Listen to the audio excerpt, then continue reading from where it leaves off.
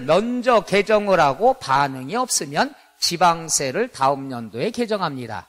요건 작년에 개정됐고 요건 올해 개정이 됐으니까 한 번쯤은 꼭 봐야 된다. 이게 뭐냐? 소멸시효가 되겠죠. 따라서 소멸시효의 완성이다 그랬으면은 금액에 따라 10년이냐 5년이냐 이렇게 구분이 됐다는 것. 그래서 우리가 틀린 걸 물어봤을 땐 3번이 5년이 아니라 몇 년이 돼야 된다? 그렇죠. 10년이 돼야 된다. 그래서 답은 3번이 되고요. 그 다음 7번 보죠. 7번은 뭐가 있느냐? 지방세입니다. 그 다음 가산세가 되겠죠.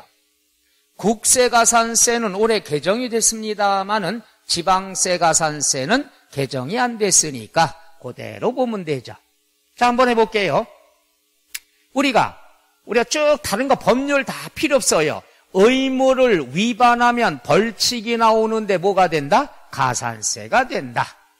그럼 가산세는 의무가 규정된 거에 대해서 세목으로 한다. 이 말은 무슨 말이냐?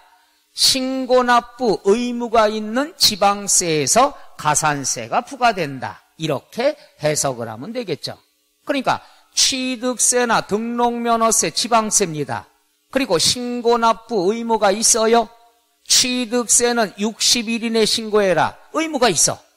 근데 60일이 경과가 됐으면 의무를 위반했기 때문에 뭐가 붙는다? 가산세가 부과된다. 그 얘기가 되겠죠. 그래서 신고납부 의무가 있는 지방세에 대해서 적용을 한다. 그런 뜻이죠.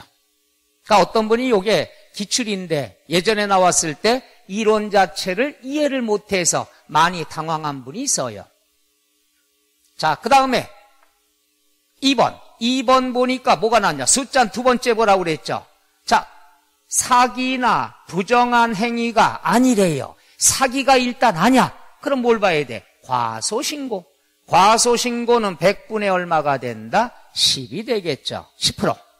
그러니까 가산세가 나왔을 때 일단 뭐부터 봐라? 사기냐 아니냐 먼저 보세요. 사기면 앞뒤 볼 거 없어요. 사기면 과소신고, 무신고 볼 거 없습니다. 무조건 100분의 얼마? 40.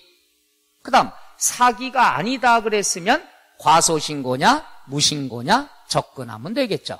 과소신고는 몇 프로? 10%. 무신고 몇 프로? 20%. 사기면 무조건 40%. 끝. 이러면 되겠죠. 그래서 옳은 설명. 그 다음에 지방세를 감면 깎아줄 경우에는 가산세는 감면을 할 수가 있다 없다? 없어요. 왜? 가산세는 벌칙이에요. 벌칙. 의무를 지키지 않아서 매기는 벌칙입니다.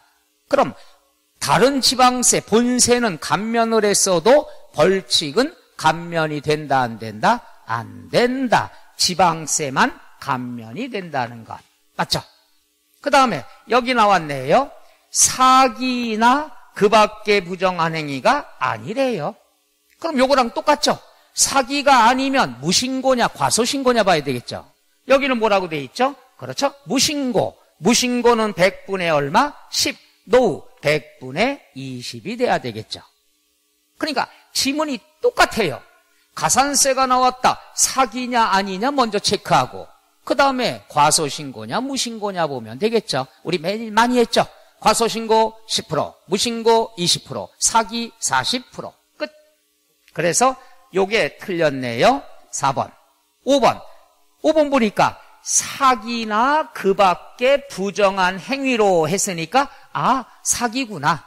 사기는 무신고, 과소신고 쳐다볼 필요 없어요. 사기다. 그럼 무조건 100분의 얼마? 40이 돼야 되겠죠. 그래서 가산세다 그랬으면은 올해 개정됐으니까 한 번쯤은 꼭 짚고 넘어가야 된다. 그래서 우리가 정규 시간에 많이들 했습니다. 여기도 문제 포인트 지방세 중에서 국세는 개정이 됐으니까 앞에 지방세를 보면 마음 편하죠. 따라서 지방세 중에서 가산세, 그 다음에 틀린 것은 이렇게 문제를 체크를 하면은 실수를 많이 막을 수가 있다. 그래서 가산세다 그랬으면 신고납부 의무가 있는 조세에서 발생하는 벌칙 개념이다. 끝. 이렇게 공부하시면 됩니다. 가산세. 그러니까 우리가 항상 얘기하지만 문제 나와 있는 거에서 포인트, 문제가 물어보는 게 뭐냐? 이걸 먼저 동그라미 치고 지문을 보는 게 유리하다는 얘기죠. 침착하게만 하시면 어려운 건 없습니다. 그 다음 8번. 자, 뭐가 나왔냐? 취득세 문제네요. 자, 우리가 요번에 동형모의고사는 순서대로 출제, 나열을 했으니까 조금 덜 봐도 되지만 시험에는 뒤죽박죽 섞어서 나오니까 취득세 문제가 뒤에 나올 수도 있다는 얘기죠. 그러니까 항상 어떤 조세 문제냐? 취득세다. 그 다음에 모두 몇 개이냐? 취득세 사용하는 제도가 모두 몇 개냐? 이건 우리가 기본적으로 너무 많이 해봤습니다. 볼까요? 취득세는 반드시 뭘 해야 되죠? 60일 이내에 신고 납부하더라. 그 다음 금방 배웠죠? 신고 안 하면 벌칙, 뭐가 발견이 된다? 뭐가 부과된다? 가산세. 신고와 가산세는 항상 붙어 다닙니다. 그 다음에 물납제도는 어디에만 있다? 그렇죠? 재산세만 있습니다. 그 다음 분할납부. 분할납부라는 건 할 수 있다 없다? 없다. 분납제도는 세 가지만 있죠. 재산세, 종합부동산세, 양도소득세. 취득세는 분납이 없습니다. 그대로 납부해야 되죠. 그 다음에 면세점. 취득가액이 50만 원 이하, 50만 원까지는 면제가 됩니다. 세금이 면제되는 시점이 얼마냐? 취득가액 50만 원 이하는 면제가 되더라. 면세점 알아둬야죠. 그 다음에 특별징수. 특별징수는 편리한 사람에게 걷어달라고 부탁을 하는 게 특별징수죠. 국세로 따진다면은 월급 줄 때 띄는 원천징수 개념이죠. 취득세는 원천징수가 없어요. 그대로 신고납부만 하면 되겠죠. 따라서 취득세에서 많이 사용되는 것, 적용하는 건 신고해야 되고 안 하면 벌칙 가산세가 부과되고 50만 원 이하는 면제가 되고 끝. 기업, 니은, 미음 몇 개가 됩니까? 3개가 된다는 것. 자, 이것은 많이 출제가 되는 건 아니지만은 이런 것들이 지문에 하나씩 주어질 수가 있기 때문에 그 취득세에서 사용하는 제도 정도, 총설이죠. 이 정도는 여러분들이 소화할 수 있을 거라고 봐요. 그러니까 문제가 나왔을 때 문제가 요구하는 게 뭐냐? 이걸 체크하는 게 그렇죠? 사실 제일 중요한 거죠. 그래서 실수만 막으면 고득점은 할 수가 있다. 노노노. 복습을 많이 했으면. 그러니까 이런 말이 있죠. 문제를 풀수록 고득점이 된다.